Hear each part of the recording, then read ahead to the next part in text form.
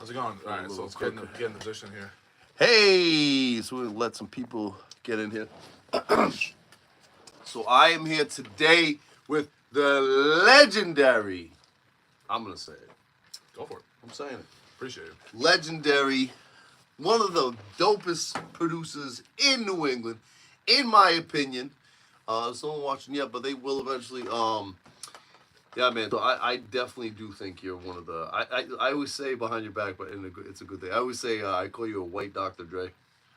I try to be. I try to be as Dr. Dre-ish as I can. You know, it's funny. I was being called that back when I was like 16, 17, 18 years old. Yeah. I used to do more like Dr. Dre beats back then. Back in like 2004, 2005. That was like my shtick. I did all Dr. Dre, the old school Eminem, those kind of beats, and you know, that's how I didn't start that way, but that's like my first time doing hip hop. I was like really doing that a lot. I'll play some later. And for anyone that doesn't know, okay, this guy is Knox Beats. Okay, he's got plaques on the wall. That's "I'm Not Racist" right there. Huge record. Yeah, I'm not a racist. I'm not a racist. So I had to get the plaque just to prove that I'm not a racist. So we're not racist. we're not racist. We have the validation, dude, you know. If anyone ever calls me that, dude, like I made the fucking there you go. There's your fucking proof I'm not a racist. All right. I made the record. I made the fucking record. You fucking bitch. But no, so this guy made "I'm Not a Racist." He's made what are these? So this guy's one of the main producers behind Joyner Lucas. He's done that record, and what are the other ones you got plaques for over there? I did. I mean, everything right up until 2019. I was like his go-to engineer for a while. Now I do his master and I do production here and there. But I mastered his whole album that he just put out. Not Now I'm Busy. But I have Revenge, ISIS. I have Stranger Things with Chris Brown. I Love. I got ADHD. There's like two more, but I can't read them because the door's in the way. So if you had to pick your favorite record out of all the records you've ever done with Joyner, just the bet your favorite one, what would you? I know it's hard because it's like picking a favorite kid or something, but do you have? Probably Lovely, and I would say Jumanji. Those are more rare cuts. Like Jumanji was with Busta Rhymes. Oh yeah. But that was crazy. Talk about that, because I remember what you said. Tell them how you came up with the beat. I remember, but so I made the beat on a file cabinet with Joyner at the time, and then like I was like banding a file cabinet. We took like keys, both our car keys. We like dropped it to the floor to create a hi hat. This is back in 2015. This is before like Phineas was doing it with Billie Eilish. This is before like Charlie Puth went on Jimmy Fallon and fucking sampled the crowd or whatever. Like it's called musique concrete. It's like a French derivative term, and I've been studying it my whole life. And it's like sampling things in life, like sampling the birds chirping outside, knowing that that bird's in D sharp or whatever the fuck it is. So you know you sample stuff like that. So we made the whole beat out of a file cabinet, and we tracked the whole thing in one day. And essentially, like I'll never forget, like when Joyner was rapping on that record, like. He rapped. There's a part of the record where he goes off like 4 bars, completely a cappella, no click track, and he did it in one shot. I'll never forget it when he was recording. So he's rapping on beat, like all a cappella, and he lands right on the beat. So that record for me was the funnest to make. That was like easily one of the funnest songs I've ever made. And Lovely is like one of the biggest production things I've ever done with him. Like that song took months and months of building the production. I'll be honest, I've never heard that one. Crazy. I don't want to get you flagged for copyright, but yeah, it's called Lovely off of the 508 project. And every comment on that video for the song, or on wherever you see a comment section, everyone's like, "Why haven't I heard this? Is my favorite song I've heard from him." And it's a great record. I actually have my lovely wife Andrea singing on the hook on that, singing it over the beat. I sampled her on the beat. Crazy record. So those are my 2 favorites for sure. Nice, I love those records. Yeah, I'll have to check that record later. Make sure you check that record. And also, if you're an artist in the New England area, just an artist in general, this guy he's the guy. He's the guy. You want to give them a way to get in contact with you? Or? Yeah. So. I'm pretty hard to get to. There's a small shallow door. If you're down in Rhode Island, because he knows a lot of people in Rhode Island, there's like there's a tavern down there. I won't even say the name of the tavern, but there's a little like door at the basement of this tavern, and there's a little gnome that's gonna come to like this little latch, and you have to say the password, and then he'll get you an RSVP. He's gonna send a carrier pigeon up here. The carrier pigeon's gonna land, take a shit on my house. I scrape this shit off, and I say, okay, did the pigeon eat the right amount of food to warrant this message? If he has enough berries in the shit, then I'm gonna take the message. I'm gonna contact you via candlelight, and no. So yeah, you can. We're gonna send you a pigeon. You can fucking hit up. It's mgmt@noxbeats.com. So NOX beats with a Z.com. The thing with me is that like I'm pretty selective on who I bring here. This is my house. This is my domain. This is where I have my family, and I don't like to rent out big warehouses and mill buildings for my studios because COVID. Ever since COVID, the fucking word, you're gonna get the fucking flag probably. But CV19, whatever. But ever since then, you know, the rent and all these people selling these buildings off, I've known 3 studios that got their buildings sold off because of like the incentives because of CV19. Because what happens is all these big hedge funds like BlackRock come along and say, oh, I want to buy a building for 3 times the cost, and they just cough up the building. So you have these like long-standing buildings with practice spaces for years, like decades, that people build their businesses in, and then these fucking guys are just selling it off to the biggest, highest bidder. So that's why I practice out of my house, because this motherfucker is bought and paid for. I don't have to worry about it. It is what it is. I own the fucking land, and we get to make music here. And what's crazy is my wife makes amazing food. We have, like I said to him, a $2,000 espresso machine, so you can make as much coffee as you want. And yeah, it's a real comfortable space. I don't do it typically like everyone else. I don't do things on an hourly basis. I do things on a day-to-day basis, a project basis, really. But it's really like I consolidate it down to 2 days per project usually, and usually that gives us more than enough time. And sometimes a project takes 1 hour to do. It all depends on whatever you're trying to do. But I'll bring the same amount of time, care, love, and into it. You know? And let's be honest, this guy obviously he knows what he's doing. Even the record. So me and him have a record together called "Here for a Reason." And I always tell people to listen to it on AirPods so you can hear the absolutely. So he put the sound effects of me getting wheeled into an emergency room. So like that's what I think so dope about you is that you pay that close attention to detail. You know what I mean? Like, well, I care about the story of every client, or not a client, but like, you know, I consider my clients like friends. You know what I mean? Like it's funny. Like my friends are my clients, right? So we build a rapport. Like the first session I usually do with someone, I tend to not even record them. Get to know them. I get to know them the whole day. So we'll go out and we'll shoot the shit. We'll listen to some music. I get a feel for what they like musically. A big question I always ask too is like, what did you grow up with? What kind of music did your family listen to? You know, and because that's at the core of them, right? So like a lot of people, they want to sound like Kendrick, Drake, whatever is the popular thing. They just want to sound like that because it's like a social cue. It's like, oh, I can sound like them, and then everyone's gonna want to listen to me. It's like we got to get the fuck out of that frame of mind. That's the first step, is reconditioning the brain to get out of that frame. Because guess what? The way to get on isn't sounding like the people that are out there. You got to be your true self, and your true self usually is in your childhood brain. Usually that comes from when you're growing up, your father playing certain music, your mother playing certain music. Those things are in your DNA, and people just don't dig that back out. Dig that out. Find those old soul samples that you grew up with or whatever, and let's dig through it. What's a thing that people haven't tapped into? And lately it's been country, that everyone's like, oh, country rap thing. It's like, you know, like Lil Nas X didn't do it back in 2019, industry plug and not. I mean, even before then, you had Bubba Sparks and stuff like that and all kinds of shit. But even longer than that. So, but it's like a moment right now. Cowboy Carter, you have Shabuzi. So all this stuff is going on. The market's hot for country, right? So it's like, all right, so let's aim maybe somewhere country to a degree, but we're gonna like maybe take something from the past. Like maybe you have an affirmation for IDM. You want to take some type of industrial elements. Industrial country sounds crazy.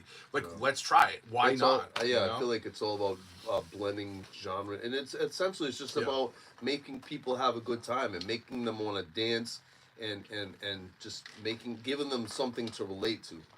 100%. Well, I say to people all the time, it's like, if you want to be an artist that does something for everyone, is you got to be a voice for the unspoken for. Because there's a lot of people out there that are unspoken for. And that's what I'm going to be that people like, you know, everyone wants to make money, right? Like, oh, like I want to make music that's talking about making money. No shit. I mean, that's been done. Well, everyone, you know, some people hurt more than others. A lot of people. But like, point being, overall, the economy sucks. I get it, whatever. But it's not just about money. It's about like, what about like, you know, when Post Malone came out and he's coming out shirtless, and you know, at the time he was a little bit more overweight, but like he was a voice for the unspoken for. He was like not your traditional GQ model looking motherfucker, and he ends up doing a GQ photo shoot. And it's like it gave people like that look like him, like, oh, I can do it too. It's like, you know, give or take, some people disagree or not. That's the whole conversation. It's something that Rick Rubin says, like, you got to make people disagree with what you're doing to make them, like you say, you got to shake things up a bit, because if you're just sitting there going along the tides, you're gonna be rolled out with the tides, man. And the tides aren't controlled by you. You got to create your own tide. It's like going into a fucking kiddie pool and just jumping up and down, and you know, you got to shake it up and create that new tide. So with artists, I'm like, all right, what can we do, and what do you represent in maybe the unspoken for? Like, do you do something that I haven't seen other people do? And if you have, let's accentuate that, right? Even if it's an insecurity, let's push that to the forefront, because people want someone that, you know, they might be insecure in the same thing. They want to see you say, yo, don't worry about it. You can do this. It's okay. So then you're a voice for the unspoken for. And then those people are going to now not only just like your music, they're going to like you. It really is a political thing. It's like music's a political thing. So a lot of artists, I tell them all the time, a lot of people just want to make music, put it on Spotify, get the streaming numbers up, get on the playlist. And that's a good thing to do too. I know artists that get 20 million, 30 million streams on Spotify, and they have no public discourse. They don't do anything socially. They don't do shows. But that doesn't last.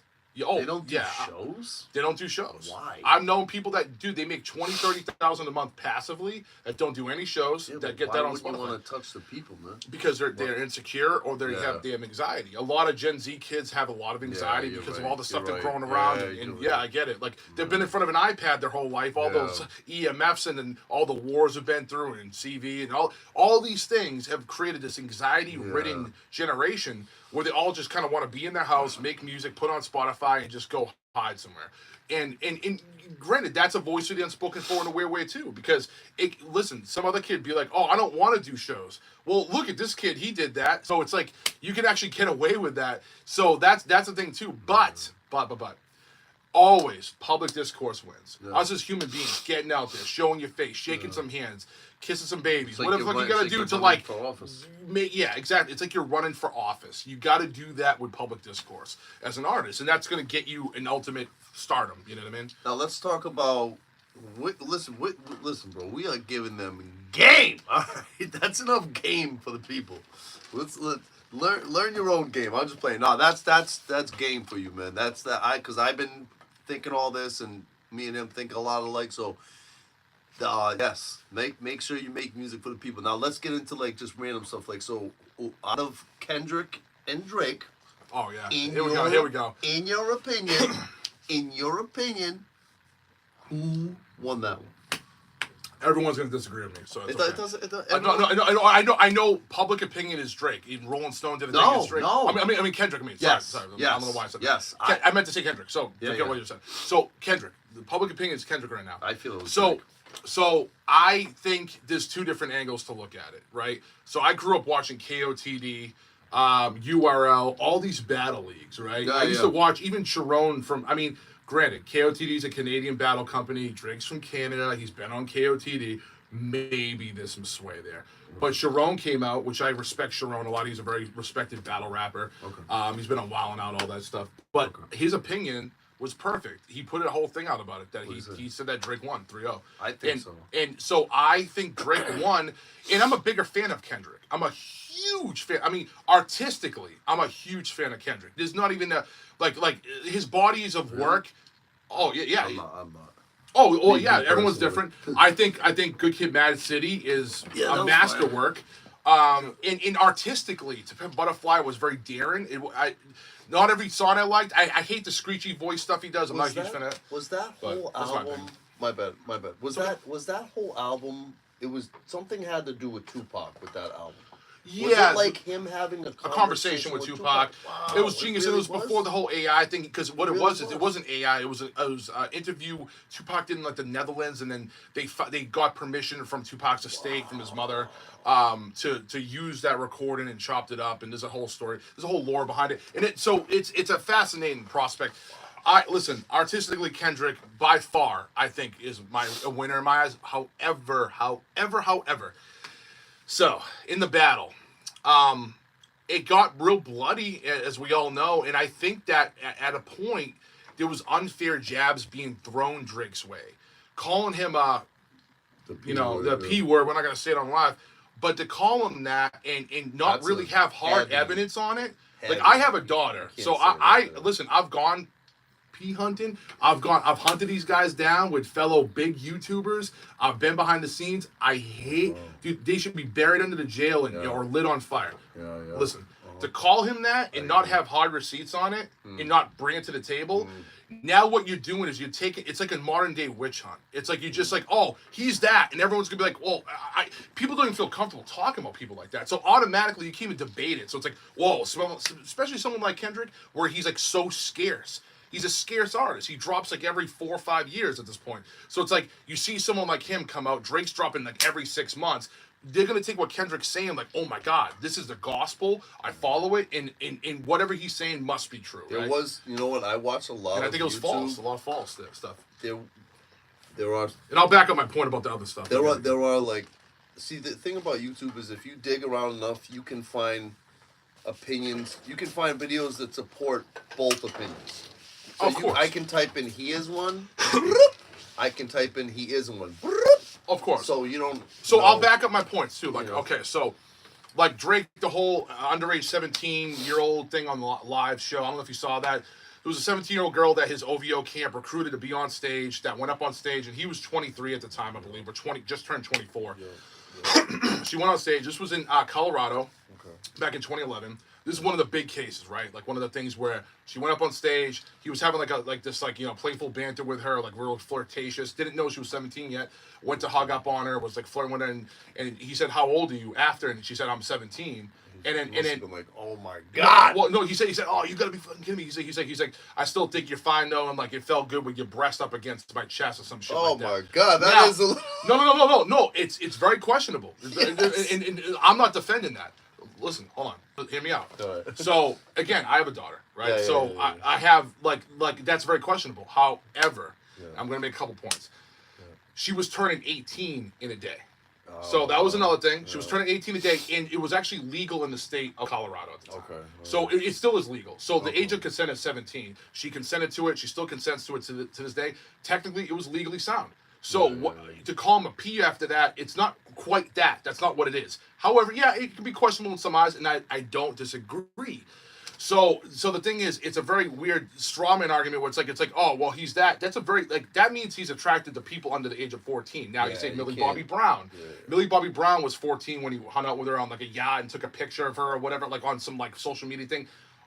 Okay, that's all people have. Okay, that's weird or something. Bro, we don't know if she was with a chaperone. We don't know the details. I mean, someone like that, especially a childhood star, I guarantee you there's some type of chaperone involved, some type of celebrity handler thing.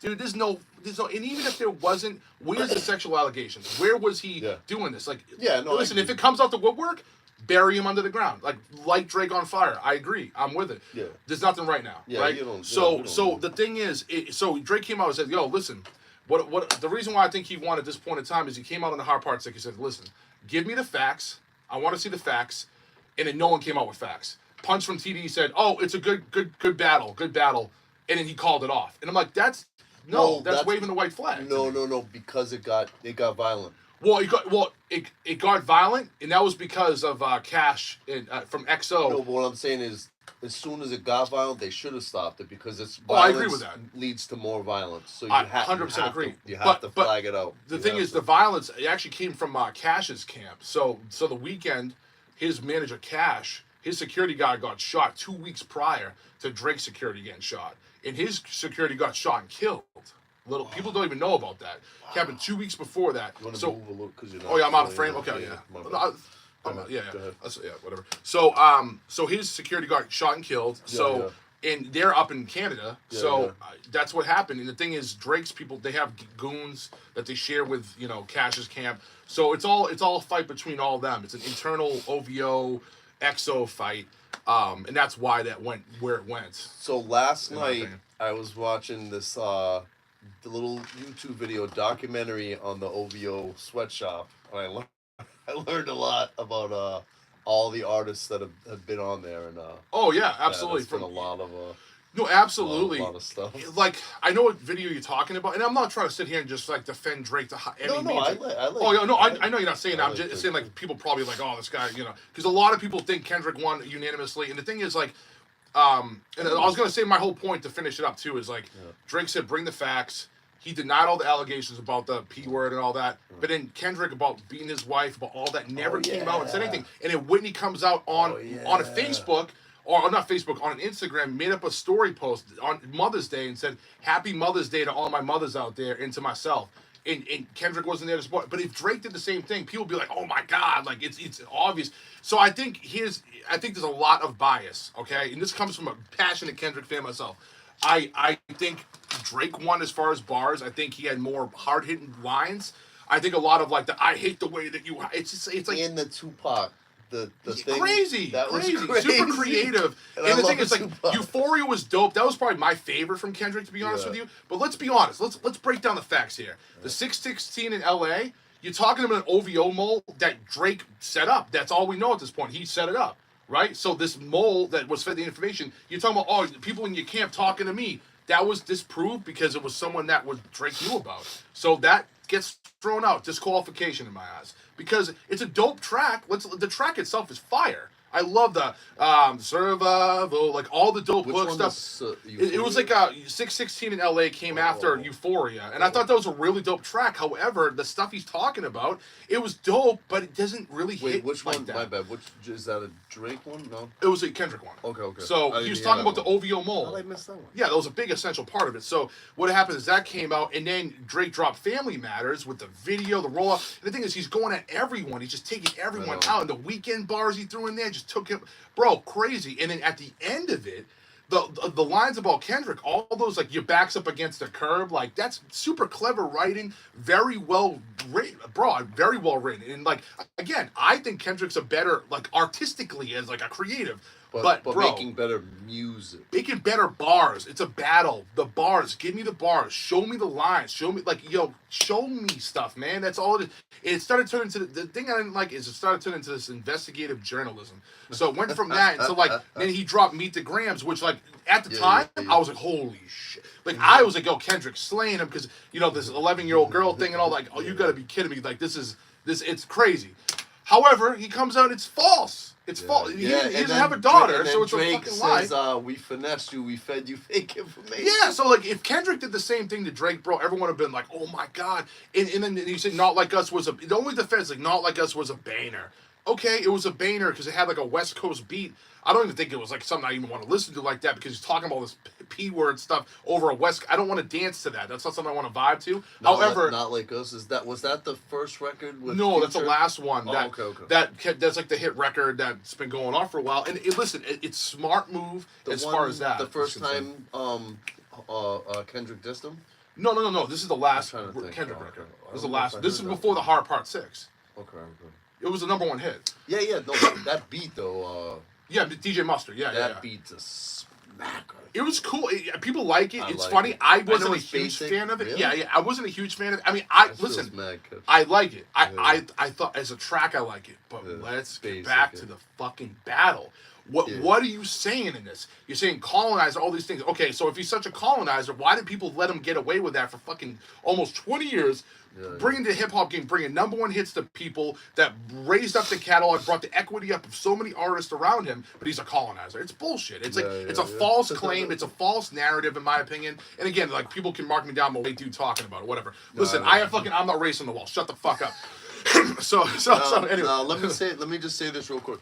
What I think is that, and this is, I wanted to battle people where I'm from and people get mad, but what I think battling does is brings out the best in people, and we should be so honored to be living in times where this they haven't done nothing like this, and I can't even remember. And it's like it's instant now. It's like, oh, okay, you like some of those were like hours after the other, like they were both ready. They go, I'm ready. Oh, drop 45 minutes. Drop it. Meet the Grams was like less than an hour. It That's was like what I'm right saying, after. bro. Yeah, it was crazy. That's dope, dude. To live in a day and age where you can hear the response instantly 100%. Is crazy, 100%.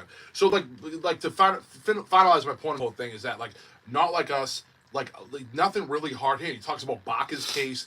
The sexual assault charge on Baca got dropped in 2014. Oh wow. So it was his bodyguard that he signed to his label, I think in 2015 or 2016 as an artist, and and he had a sexual assault charge, but it got dropped. And it was like a domestic abuse assault charge or whatever. I don't know, maybe he smacked a bitch. I don't fucking know. I think he was like some type of pimp or whatever at the time. And listen, I'm not defending that. I think it's a piece of shit thing. And this guy, obviously, he was a piece of shit at the time. I don't fucking know, right? So, but that's all you can put on Drake. That's the only factual receipts he brought to the table. So you're gonna say someone, bro, Kendrick has had people in his entourage. I don't know the guy's name offhand. There was a guy that was like I guess into underage girls when he was early on. I forget his name. I'm not even gonna say anything about that. But point being, you can't always have a clean entourage. Like, especially at that level, bro, you're going to be around a ton of people where you're supposed to do an investigative journalism to every single little thing, especially like when you're working with like... on a background check. I mean, I've worked with pimps and killers and hustlers. Like, I mean, bro, like, what, am I a bad person because I worked with a pimp? I mean, I have a daughter. Like, does it mean I condone being a fucking pimp? Like, no. It just like, dude, so it's like grabbing the shortest fucking straw, in my opinion. And again, Drake finished it off with Hard Part 6. There was like some weak frame-ups in that. There wasn't the strongest Drake record, but still, he said, bring the receipts. How did I not hear that one? What was it called? You don't know any of these, man. No, Hard Part 6. You know Hard Part 6. The last one that I heard was the Tupac one. There wasn't one after that. Oh my God, there was a lot after that, man. There was records after that? Dude, after the Tupac Drake one, there was Euphoria. No, I know. I heard that one. That came after that record. That one. That was a response to that. And then 616 came out after that as his back-to-back. Okay, that's the only one I didn't hear is that then. Oh, so okay, then 616, and then after that came Family Matters from Drake. He did the video, and then Meet the Grams came out. And then the day after Meet the Grams came out, Not Like Us came out. And then 2 days later, I believe, Hard Part 6 came out. That's the only one that's I haven't heard. Battle's over. That's the only one I haven't heard then. Yeah. Which one? 616? The Heart, maybe that one too, I guess. 616 and then the Hard Part 6. Okay. Those are the only ones I haven't heard. Because believe me, I was glued to my phone. Like, that's what I'm saying. It's the most exciting that hip-hop's been in a long time. Yeah. Long time. I mean, I canceled sessions. I had sessions. Get out. I'm like, no, I'm reading every comment. I'm doing all the research. Yeah. I'm following King Jared on Twitter. Listen, I see both sides. I go to Reddit/Kendrick. I'm reading all the Kendrick stuff. Like, I want to see. Because it's exciting. It's exciting as hell. I just want to see what the hell. Because it turned into a point of, like, who's saying the last? Because if Kendrick really beat his girl, he's a piece of shit. If Drake really is a P-word, like, bring more receipts out. Like, the only thing that, like, and this is actually an interesting point, there was a case with a girl named Aquana Morris back in 2018 on Drake. She came on and claimed that he forced fellatio on her. Wow. This was something that was thrown out. There was a $540,000 payout to her to, like, basically, like, you know, like, to settle it or whatever. So that is very questionable. And listen, if it, you know, the thing is, it was thrown out in the court though as it was false. It was falsified evidence. There was nothing really there. So again, is that a cover up? Who knows? I'm not defending Drake to all means. However, all that shit, as of right now, it's false. Until someone can say otherwise and it's proven it's false. We don't know any better. And also the you know, allegations on Kendrick. There was a Hard Rock case back in 2011 or somewhere around there, where Kendrick did a DJ Who Kid concert. He did a performance with him that I guess he bloodied up some security guard in the back of the Hard Rock. Did? Yes, you can go look this up. Who's getting beat up by? He's a little dude. Yeah, I know, dude. That's what Drake said because he's like 5'3", right? Yes. Not that means. What's interesting about that too is that on push-ups he used the DJ Who Kid tag. Yeah, that was dope. So is that 5D chess? So yeah. Is that 5D chess because he knew about the Hard Rock thing? Who knows? But like the thing is, the Hard Rock thing was so much inside. I did a lot of research. No, it's dope. I look at all that stuff, and it's like, and dope. Again, I don't defend either side. I'm not defending a P word, or I'm not defending a assault victim. I'm not defending those things. I'm just looking at who brought better at this point. Who brought bars that actually punch harder? And I think Drake did in that battle. And I think a lot of people. Here's my final sentiment. They took the side of like. Let me talk about what Kendrick did to win, right? Because he won in the eyes of people. Everyone says he won. Everyone, like basically, no, absolutely no. So I think most people could say Kendrick won. You have Rolling Stone articles that come out with it. Yeah. Where Kendrick was a genius is this. Drake has been at the top for 15 years. I've even been saying, I mean, I work with Boy Wonder here and there, and I talk to him here and there. I'm not even just saying it because I talk to Boy Wonder here and there. But besides all that, the public discourse is that Drake's been at the top. Kendrick's been like this underdog that's at the top, but he comes out every 5 years or so and it's scarce. He does like kind of woke anthems. He's all about the culture, the people. So he's kind of like the politician that goes to the hood and like will go there and have lunch and like that. He's a guy that like basically what it is like he's like not like us. He's saying, yo, everyone, look at Drake. He's a piece of shit. So he brought the people in, bro. He brought everyone in as a community. Drake was like, I'm too rich and famous to deal with this shit. Who cares about, like, and the thing, like you said, people are struggling. They don't want to hear some guy that's at the top of the mountain saying, oh, look at you fucking peasant. I have to walk down and talk to you. Yeah. But the thing is, he's down there with the people. So everyone's like, yo, Kendrick's on my side. True. Kendrick's on my side. That's where Kendrick was a genius, and that's why I think he won it. Like us, so in that perception, he won. Wow. In the bars perception, Drake won. So in my opinion, to actually say it, I think it's a tie. Yeah. Because if Kendrick really won and Drake won to me, it's a draw still. And we because I don't think nothing really hit it to be like this guy's unique. And again, if anything comes out and says that Drake is a P word or that's what's gonna win it still. Yeah. So we don't know. Now let's talk about we'll move on. Yeah. No. That's dope that you know all that stuff about it. Now let's talk about some local people. Let's talk about what was it like to let's start with Chris Webby. What was it like? Huge shout out to you. I'd love to interview you too. Now let's talk about what was it like. He seems like a good dude. What was it like to work with Chris Webby? He's my bro, man. Yeah. He's one of those people that turned from a client to one of my best friends, man. Yeah. The chain. He got me this chain for my wedding. Oh, wow. He's a stand-up dude, man. I love Webby. Take a bullet for that motherfucker. Very stand-up dude, man. Like he's done a lot to put on people in New England, the Connecticut scene specifically, like Annoyed and a lot of dope artists. Shout out to Apathy too, man. Absolutely, Apathy as well.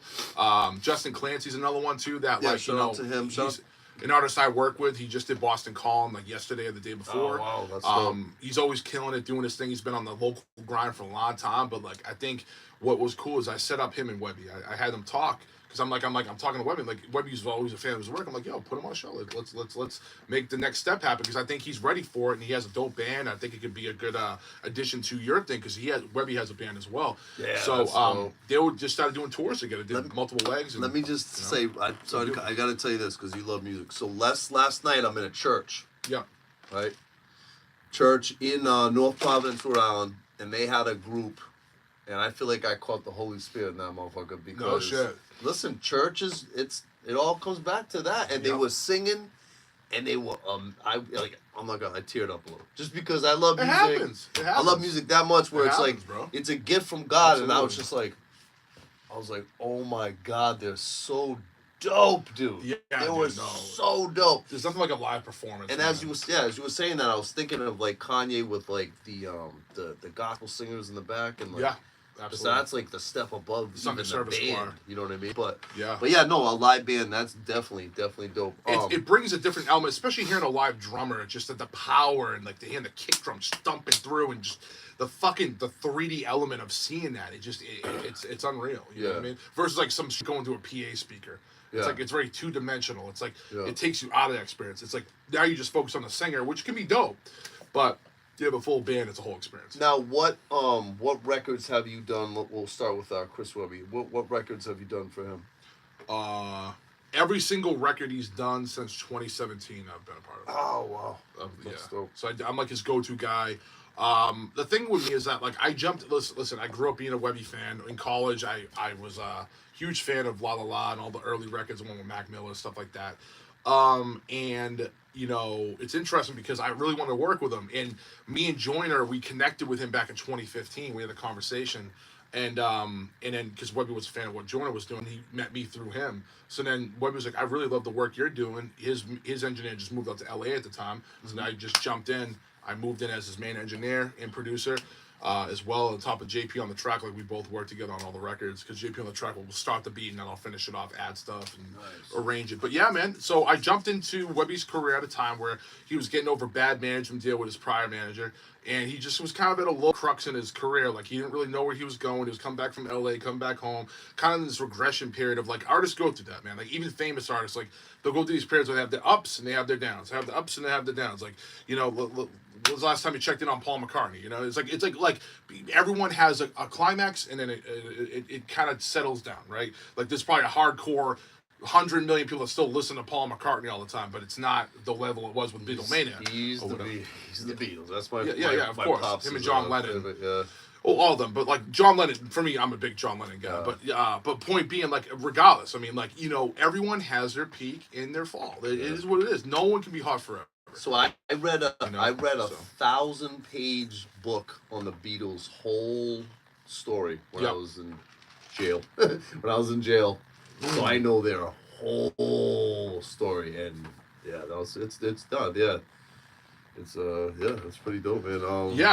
Their whole come up was really fascinating, especially at the time. They really were like the grandfathers of pop music. Yeah, you know, and they played bars. Sorry, they played bars that were like where dudes were hucking bottles at them, and they were playing. I didn't know that. That's wild. They were playing bar. Everyone thinks they're like these little soft goofs, but they had to come up in these bars over Europe or whatever.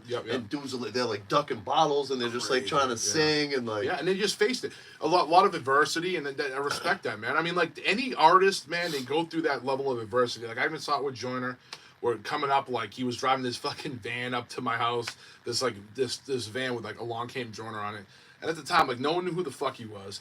And at the time, like, really, when I was telling people about him, I was like, yo, like, check this dude out. He's fucking incredible. And motherfuckers were, like, sitting there being like, nah, I don't fuck with this shit. I don't like, really? Whatever. Yeah, people were telling me that. Like, Fuck Your Feelings. I was showing everyone the video for Fuck Your Feelings. Yeah. That song's banging. And, yo, no, it's fucking, his early shit is incredible. But, like, point being, like, they come around 3-4 years later after, like, all the accolades. Same people, bro. And you're like, yo, dude, he's killing it right now. It's bullshit. But let me say this. Yeah. New England has a fucking serious problem with, like, not supporting its own. I feel like in not nurturing enough. I say this all the time. They wait for the baby duckling to become a swan, and it's like, oh, I love that thing. So it's like, you gotta support the duckling. You gotta incubate the talent out here. And stop being crabs in a bucket. It's like, it's been that way for so long. Listen, we've grown a lot. There's been a lot of growth. Right? There wouldn't be plaques on the wall and all this bullshit accolades. It's not bullshit, but you know what I'm saying. I don't care about the plaques on the wall. That's in the past. But it's right. But where's the future? Where's the future of New England? Where are we going? How are we going to incubate the talent? How are we going to further it? There's no administration agencies. There's no type of management things out here. There's nothing. Well, there is now. I am actually. That's fine, man. I mean, it's a step, dude. Yeah. Anything you can do. I'm not going to manage just anyone. It has to be the problem is a lot, and I'm just being honest. A lot of these kids in their 20s, dude, they don't get it. I keep telling them. They're not paying attention to me. So hopefully after you see me sitting with in my opinion, the dopest producer in New England, the guy with all the plaques. I'm aiming for the world. I'm sick of the New England thing, but I love the world. I'll say the world. I'll say the world. Listen, I'll go toe to toe with anyone. I'm trying to. You know, I say it all the time. So I try, but I love everyone. I'm super supportive. No, but like at the end of the day, no, you gotta be like, yeah, I'm that dude. You know, it's the same thing with you. Whatever, you gotta have. And what I'm saying is like, I keep telling people and they don't pay attention. Maybe now you'll pay attention to me, my music, and what I'm doing. Is if you see me sitting here with this guy, make sure you pay attention to him and everything else. And yeah, you're right about the crabs in the bucket. Yeah. Lots of bullshit there. It's like people just don't support the talent. And it is what it is. Like, listen, all right, so I'll give you some more game. This is like a serious game, and I haven't seen the comments been going up at all. Get some more people in. Well, the problem with that is it's just because it's beautiful out. But they'll watch it back. So it doesn't matter. It doesn't matter. They'll watch it. I was about to say, you're going to get some game. Whatever, like 3 comments I see up there, you're going to get some game. Yeah. Shout out to so I'll share it later, too. I got you. Yeah. So, point being, it's like very interesting. So, when Joyners come up, we didn't start just in New England. You know, we had to go to New York. Well, you know, there was times I drove with Joyner out to New York to do shit with J. Cole's camp and stuff. And working. J. Cole's camp. Yeah, we were working with Wendy Day. We were working with a lot of different people. And granted, you know, maybe some people didn't do enough. Something went wrong with that, though, right? I think everything went wrong. You know, like she's got a bad. With some people, yeah. I don't know exactly the specifics, but point being. Like we had to go to a lot of different people, a lot of different avenues, reach out to a lot of different support. And the people don't remember that the real break in Joyner's thing was actually Ross Cappuccino. Well, Cappuccino, I love you. It's Cappuccioni. Whatever. I believe I could be Cappuccioni, but it's something like that. So, so yeah, we might not both be right. But point being, he did the BET cipher. Yeah, right? That was like the first moment where like things kind of shifted into a public eye. Yep. And I'm gonna put game onto any artist that wants to do this. Yep. Be brazen when you have to be. Yep. When you have the spotlight on you, own that motherfucker, dude. Like you can't pussyfoot around. Oh, okay, cool. I'll do your little show, cool. Now, like, yeah, I'll be there early.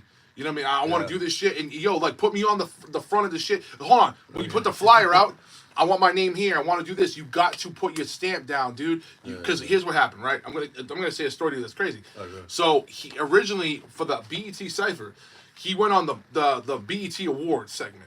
There's 2 different BET ciphers though at the time. There was an online one. It was called the Sprite Cipher. He did that one first. So he went to another shoot and he did that. It was with a bunch of like internet artists. Yeah. He killed it so much that well, actually, he said I might be saying it wrong. No, I think what happened is this. Sorry. What happened is he went to it. This is a while ago. It was like fucking almost 10 years ago. He went to it and he said, "Oh, I thought this was the one going on the award show." He's like, "I want to do that one." And I think he did it. Well, no, so okay, it's both. He did it, and then after he asked, "Okay, is this going on the award show?" "Oh no, that's gonna be an internet one." He said, "Nah, I want to go on the main one," and that's what he did. And they said, "You know what? Your shit was so fucking dope. We're gonna put you on the main one." And that's when Busta found him. Believe in yourself, yo. Busta found him from the award show because Tink did it. Tink was an artist that was fucking with Busta at the time. I don't know if you remember Tink. No. She was a female artist. She was signed to Busta or like working with Busta. So that's how Busta connected with Joyner at the time, and that's how we did Jumanji. That's how we got on Dre Beats Radio, and that's how also Boy Wonder found Joyner. Yep. So Boy Wonder found Joyner, and then from there we did the Atlantic deal, and it all boom, boom, boom, boom, boom. Mm-hmm. It's all shit outside of the scope, right? Because all right, so like I feel like a lot of artists out here are like, oh, I'm going to do this event in New England, this Boston thing, Boston that, and that's cool. That's cool. I respect all of that. I don't not like I don't have respect for that shit. However, I will say this: you want to know a crazy thing? I've never been nominated for one Boston Music Awards in my life, ever. Isn't that a crazy thing? Paul Armstrong, you know who you are. Like, bro, I'm not even trying to keep saying it. I've gone about 12 times platinum, 20 times gold with all the different records, A$AP Rocky, Eminem records, Chris Brown, all that shit. I've never been nominated once. And neither is Leo, he's Joyner's engineer now. He's never been nominated. But yet they're nominating Joyner, they're nominating Token, they're nominating all the people that I work with, but they never nominated me, ever.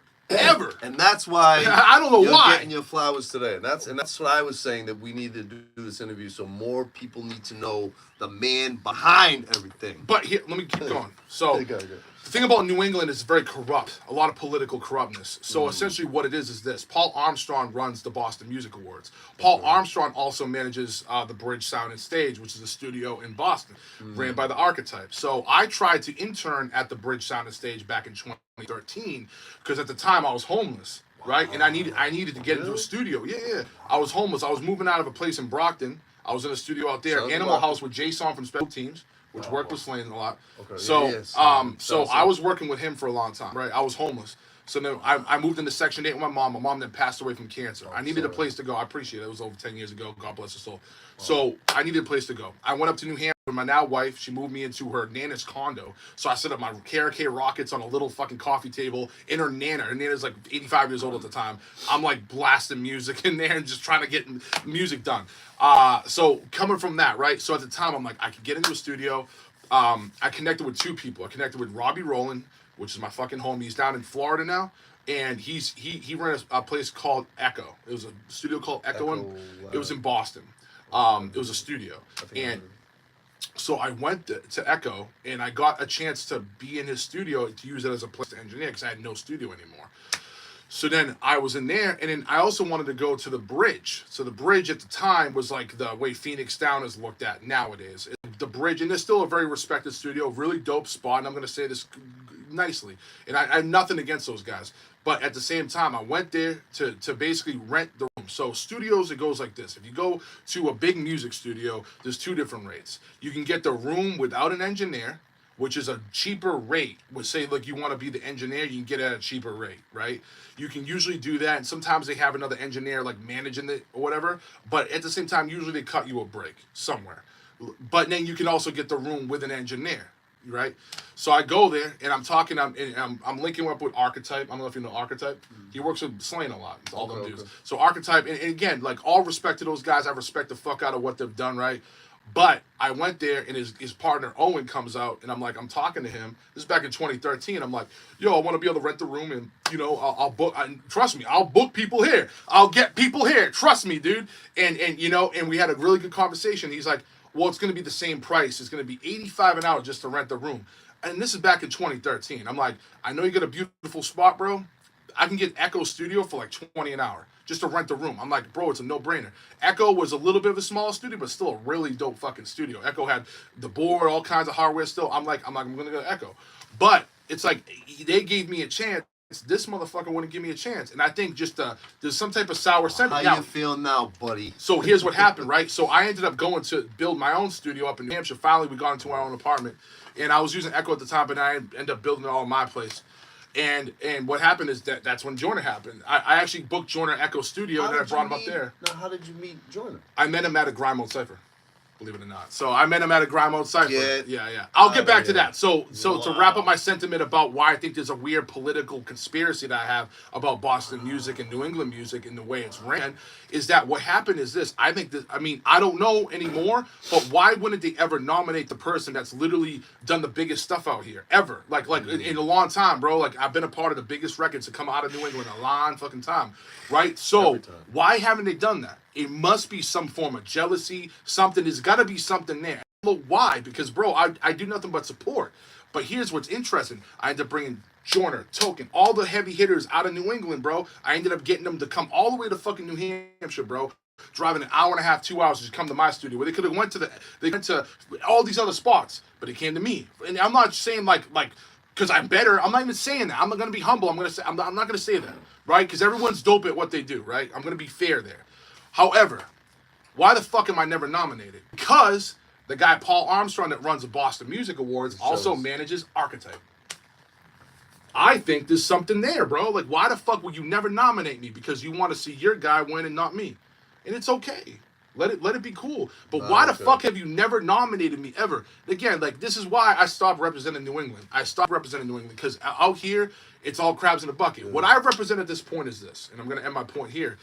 I'm all about just the artist. The artist, wherever you come from. I have guys that fly out from Miami, California, Texas, whatever the fuck it is. Come out from wherever. I represent you. I'm not geographically locked. I'm out here, but I'm not out here. I'm everywhere.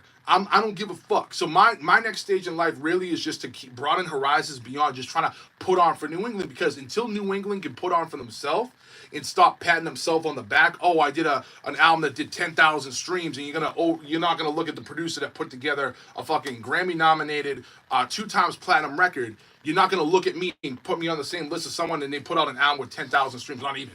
It's like, that's not fair, bro. And it's like not just about the numbers, but it is too. It's the impact. So we look at artistic endeavors and impact. So what is it? You know? So that's my problem with New England. To sum it up, I think we all got to get over that. Like, that's why I don't care about the plaques on my wall. I don't care about the accolades I've done.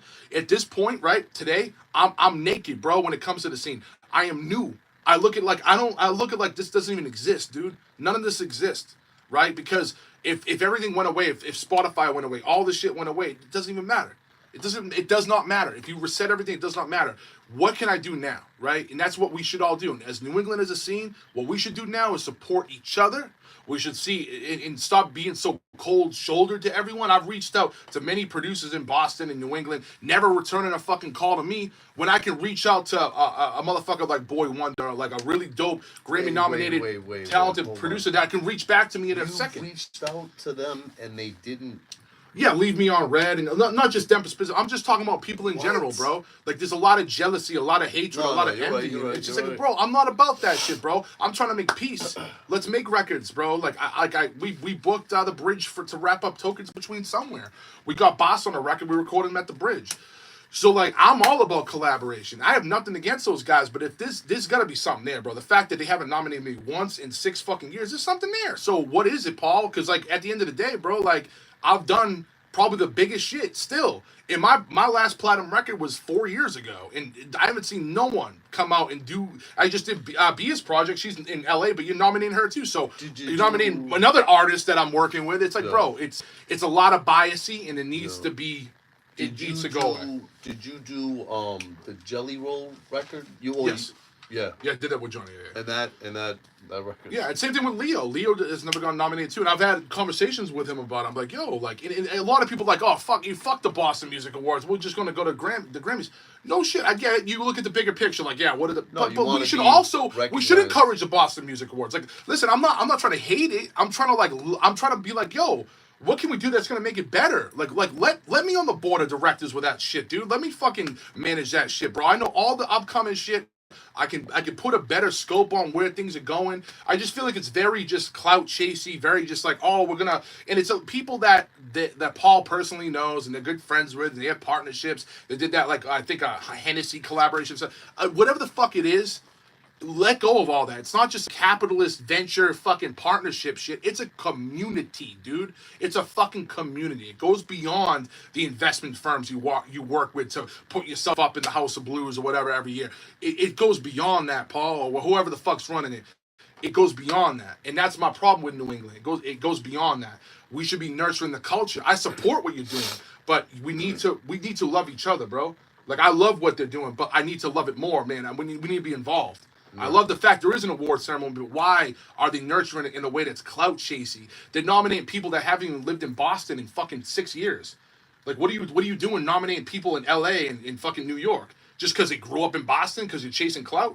Like, that's the problem I have with it. It should be about the community, about the scene. If someone moves on, they shouldn't be nominated for it. It should be a geographic thing. And some people, you know what's funny? The last thing I'll say is that people were saying, like, oh, someone comment, I don't know what to say, it's kind of a paragraph, but New Hampshire, because I'm in New Hampshire, they're like, oh, you shouldn't be a part of it. And then, cool. It's New England. But you still nominated Noah Kahan, which he's not even fucking in Boston either. Nominate him because he's popping, you know? And I don't know where the fuck he's at now, but point being, it's like you're still going to nominate people that are outside, like, by a little margin outside of the city. Yeah. But then you can't nominate me or whoever. Right. There's other people. I'm not alone. Like, there's other people that are accomplished that still live out here that aren't being nominated. Yeah. It's not just me, bro. I'm not trying to make it a selfish point.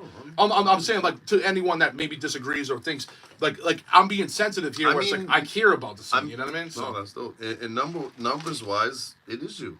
There's no competition. I mean, in this no area for sure, for sure. You go to LA, you take it there. Sure, there's gonna be people that are gonna fucking. But statistically here, it's you. There's no. Oh yeah, easily over 1 billion streams at this point in the last couple years. And, yeah, that's just reality. You know, if you go off stats and numbers, which analytics, everyone cares about analytics, so that's it.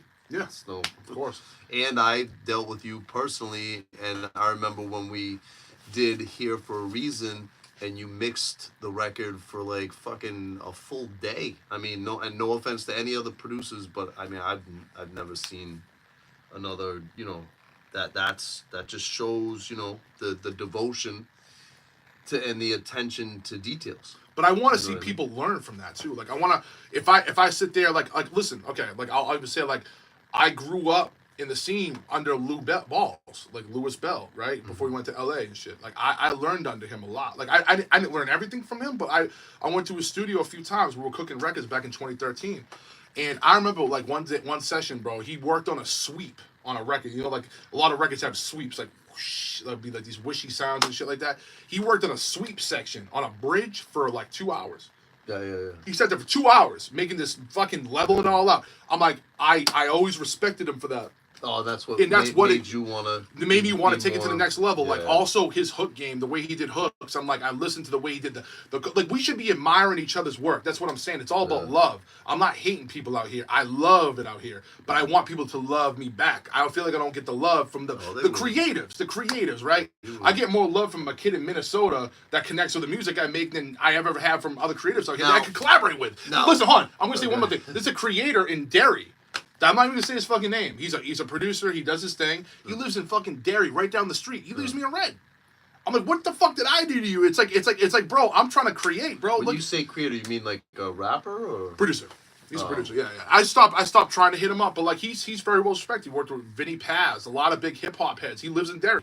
And I've worked with him in the past too on Webby Records. And it's like, bro, let's collab. Like I'm not out to get anyone. I'm like, yo, we're going 50-50 on this bitch. Yeah. We're gonna make it a wholesome wholesome arrangement here. I'm not like trying to eat off people's plates or they eat off mine. I don't give a fuck. So this is something I've been learning for all the artists out there. This is something I've been learning about.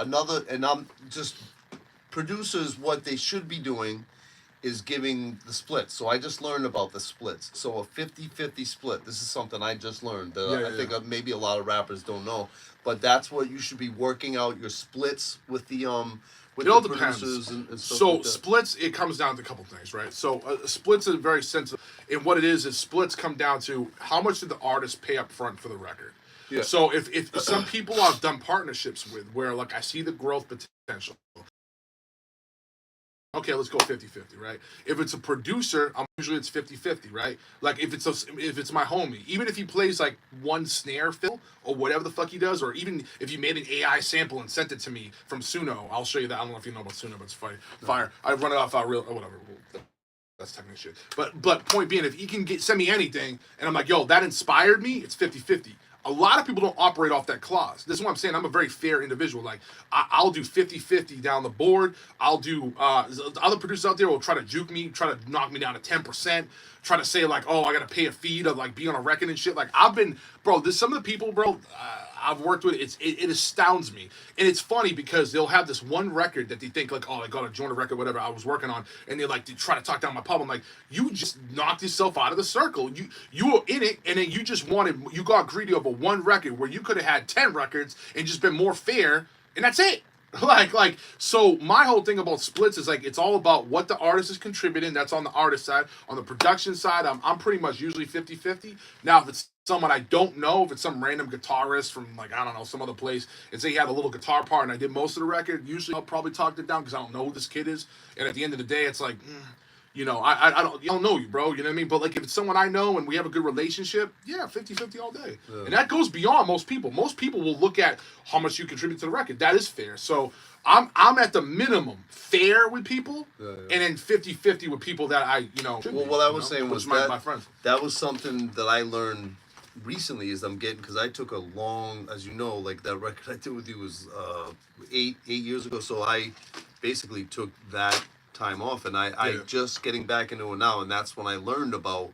I just thought it was all right. You get a producer, you give them whatever money, and then whatever. But now I'm learning about the splits and all that. And, absolutely. And that's and I sometimes you say it to producer, and they're like, "What are you talking about? Yeah. What do you mean? I'm like, no, dude. I just learned it not that long ago. But the splits, you split the back end. You know. So typically, even what I'll from do, you, and then I learned from another guy. What I'll do with an artist, say he paid for a record. Typically, I still, if they're on an independent scale, I'll still do 20% of the master, unless they bought the beat. If they buy the beat out in full as an exclusive, it's expensive, but you can buy out to 100%. If you really want to do all that, but that's pricey, man. It's like so it's us being more generous. It's almost like doing a payment plan with a company and saying, "Oh, I don't have enough money to pay that up front." So you do a credit line on the APR, whatever the fuck it is. So it's kind of the same thing. Producers work with artists, and this is standardized stuff. Yeah. Now it comes to publishing, it's usually 50-50 down the line. Yeah, that's usually right in the middle. And the thing is, I've been talking you up to a lot of and I just want to send a shout out to my dude Mula Monopoly. That's someone I'd like to introduce you to. He's from. Is he in the comments? I don't know. Who's that? What's that comment say? I can read him if you want. Yeah, read him. He's from Worcester also, just so you know. Oh, nice. What's that last comment? It was like during my rant about the Boston Music. Okay. Nothing bad. Good. Is the Illumina? I produced 2. Hold on. Oh, all right. I'll read. So one person said, I'll just read a few of them. So one person is SMXY Goat. I produce 2. What do you use for mastering? But let me Oh, say we'll get to that. Yeah. yeah. Is We'll the just- is the what's up? Illuminati real? Benny, what's Kind good? of. Ken Kenneth from Connecticut. Nice. What's Love up? the name. How are you? What's up, man? Yeah, this guy's the man. Ken Kenneth from Connecticut. And then they say Love the names. they pay for their spot on billboards, Yep, they which do. makes people listen more, which gets them their rewards. Exactly. I can tell you the prices. Like, dude, you can get a billboard column for $12,500. Wow, You this can guy's get- giving so much I'll game. fucking throw it out there. I have no NDA against these motherfuckers. Yes. So yeah, I'll spill it. All right, what else? Shout I've done a lot, out, bro. shout out to Ben Jane. I don't know what that means. What's up, Mark? I was talking to you on Facebook earlier. Yeah. He the hottest one here from East Providence to Kelly. Ben Jane. All right, I don't know who that is. And then someone else just said hi. And then what was the main? Oh, okay. So the main question was, they say they produce 2, and what do you use for mastering? Oh yeah, I don't know if you want to tilt that camera around, but like, yeah, we can show you, dude. So, like, so this is my studio right here. What's up, guys? I don't know if you even still in the chat. That was a while ago. We said that. Oh shit, he flipped around. We got a little pod action going on. So let me. Oh shit. Oh yeah, no stress, bro. I'll flip this around. Just keep the. This thing is fuck. What's up with Yeah, your just- tripod, just dude? This throw thing is it. fucking. Dude, look at this fucking thing. This thing is Hey, I ratchet told you I as was gonna fuck. make a song. Dude, I'll about give you a struggle. tripod, dude. I have a better tripod than that, man. Hold on. I told you I was struggling. flip this I could shit make a around. song about struggle. That's okay. So it's upstairs. So if you go upstairs and you take a go upstairs and take a left and take a right. So what's up, guys? So this is my mastering equipment. You just push the door. Yeah. So I have a reel-to-reel over here. I have a Neve 8816 down there. I have a NG bus comp, which is a dual SSL bus compressor. And then I have below that a Better Maker passive EQ. And then I have these are my monitors up here. I have the fucking Barefoot Generation 2 fucking what the fuck are these things called? The mini main, oh no, the micro mains. These things are fucking amazing. And then I have this is my vocal chain over here. My mastering stuff though, so I run it through Burl converters. I got a 610, which actually I'm gonna replace. I'm gonna throw a tube bus compressor. I mean, 2 bus EQ. There's only one person here now. Fuck you, 3 people that fucking left. Fucking assholes. So I have the Apollos right here. There's 2 devices, and then I have this is actually a cassette recorder that I use for like cool tape runs and shit like that. I can run like effects through it and stuff. I got my laptop powering all of it. I got my pedals up here, some plaques. I got my keyboards.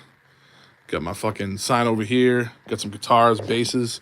I got more keyboards over here. I got some camera equipment up here. It's pretty fucking cool, man. I don't know who's in here, but there's like one fucking person right now, so I feel like I'm talking to myself. But fucking Christ. So yeah, and here we got the microphones. We got Telefunken Elam 251, and then we have a Sony C800G. These are my fucking creme de la creme microphones. I waited my whole life to get these microphones, and I finally was able to afford them, so I got them. And that's about it. That's Fort Knox Studios, guys. What the fuck is going on? Well, guys, I mean, a guy or a girl. I don't know who the fuck is in here. Probably not a girl, because girls tend to not give a fuck about this shit. But that is what it is. So I'm just waiting for good old Benny to come back downstairs. So that, yeah, this is the outside right here. This is my view from my front yard. I'm up on a big ass hill. It's pretty chill. Who's in here right now? Who's in the chat? Who's in the fucking chat? Now there's no people here. Wow. All right, well. We'll hold this for a second.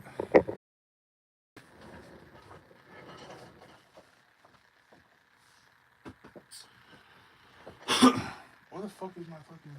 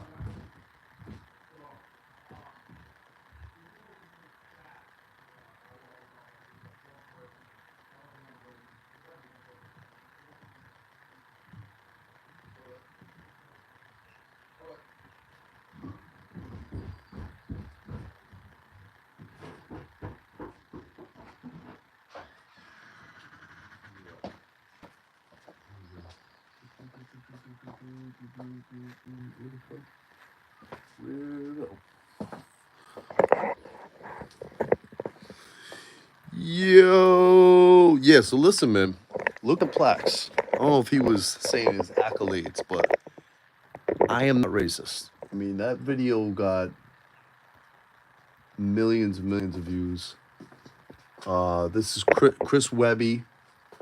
Chris Webby. Joyner Lucas. And just look at the just the quality of everything. Look at this. I've been telling people about this guy for a long time. Look at just this and this guy's attention to detail with everything. Like, just look at all of it. It's crazy. This guy like lives, eats, and breathes music. All the guitars. The booth is over here. But he's done like quality, like without all the big expensive. He has the expensive stuff now, but at the end of the day, it doesn't need. You just have to have the the skill to do all that. You know, what's up, Jibbin J? What's up? Oh, what are we down to nothing now? It's Gucci, man. That's Gucci. I want to set it back up. Yeah. I have an extra tripod I can give you too. Oh, dude, that'd be great. Yeah, I fucking. What if I do?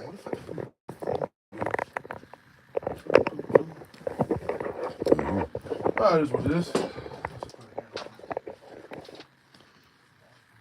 We should make a record live and show them how nasty we both are. That's a challenge to you. What's up? I can write quick. Yeah, I'm saying if you want it, if you don't want to, but I'm saying that. Oh, yeah. I can write quick. I can write something on the spot. I have stuff written. I have a notepad. I still write on a notepad like it's the 90s.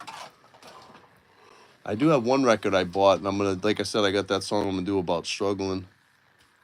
I'm gonna be singing it too, but It's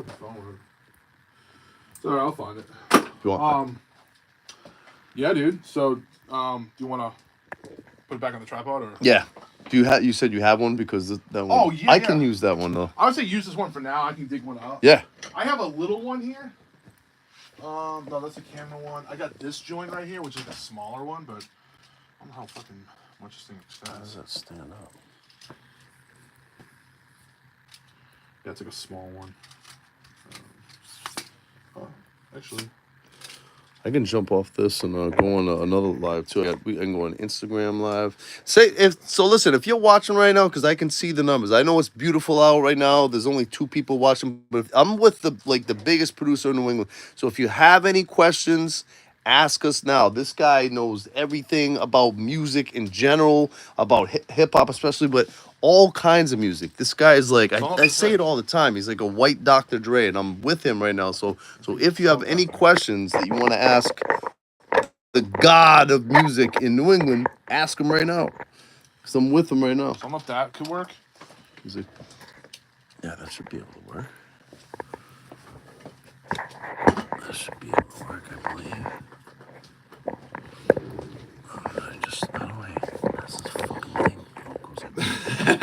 There we go. Much better. How does it? Oh, you just tighten it like. Yeah, tighten okay. it up, and then maybe like tighten the bottom too.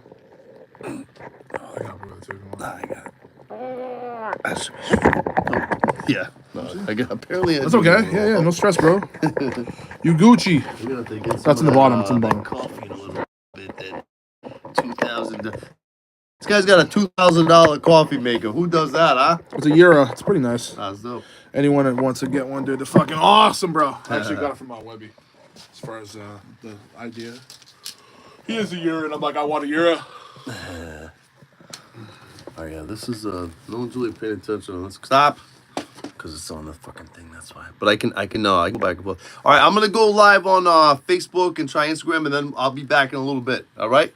So thank you everyone for tuning in, and make sure you obviously, if you don't know who this guy is, go check out his work. If you haven't heard of Joyner Lucas, I don't know if you've been living under a rock. It's boy Benny Blades.